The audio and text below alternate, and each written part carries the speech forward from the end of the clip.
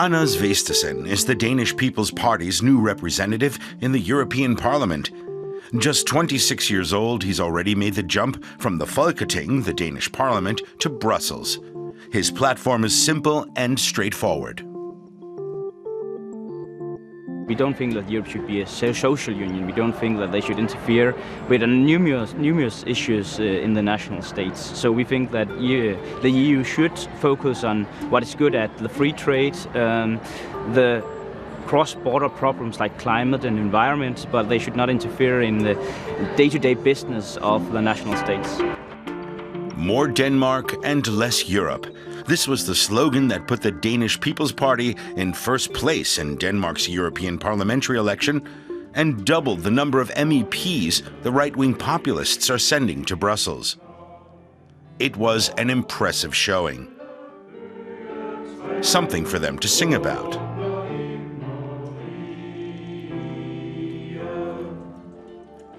Anders Vestesen got his start in the party's youth organization.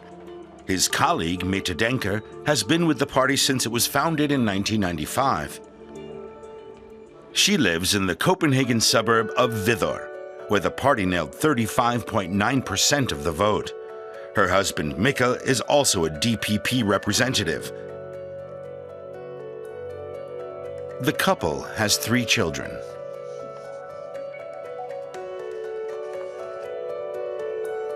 They watch the images from election night over and over, still hardly able to believe it's true.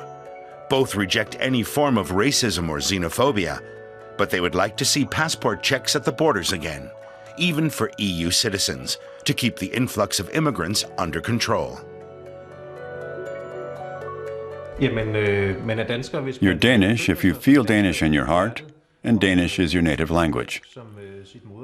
Denmark is the Danish people. That's how it is, that's how it always has been, and how it always will be. The DPP holds up the specter of foreigners, even EU citizens, coming to Denmark to cash in on the generous state benefits. But Denmark urgently needs foreign workers, and so, as Marlene of the University of Copenhagen points out, there's no mention of the country leaving the EU. They want to stay in the market, but they hate everything else about the EU. And they are in particular using a certain demagogy that is about the elites are taking over, deciding everything from Brussels, that we as innocent people have no longer any say in anything. They very much use this dichotomy between the elite sitting in Brussels and them, the Danes, as being suppressed, innocent, people who are without any power anymore. All sovereignty have been taken away from us. We are losing our identity, our culture. The rise of the Danish People's Party is a hot topic on Danish television. Commentators say it profited from the protest votes and, as TV reporter LANGBALLE explains, from having tossed out its more radical elements. Now Denmark's third largest force in parliament is consolidating its position. There's no doubt the Danish People's Party has had an effect on the debate about foreigners. Not only have the established conservative and centrist parties become more critical of foreigners, but we've seen even the Social Democrat go very far in the same direction. Even the Socialist People's Party and left-wing parties have let this party influence their positions. Now Anders Vestesen is busy with negotiations to form a coalition for the European Parliament.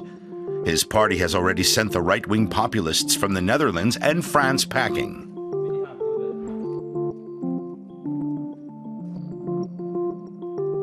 Racism is not acceptable. Of course, you can criticize religious fanaticism inside Christianity and Islam or other religions, but it's not okay to judge people based on the color of their skin. So if they do that, we will not accept that either. So you can say we have lots of red lines, and that's also why we have said no thank you to join the group with the pen and Wilders. The members of the European Parliament and the world are keeping a close eye on how the right-wing parties are shaping up.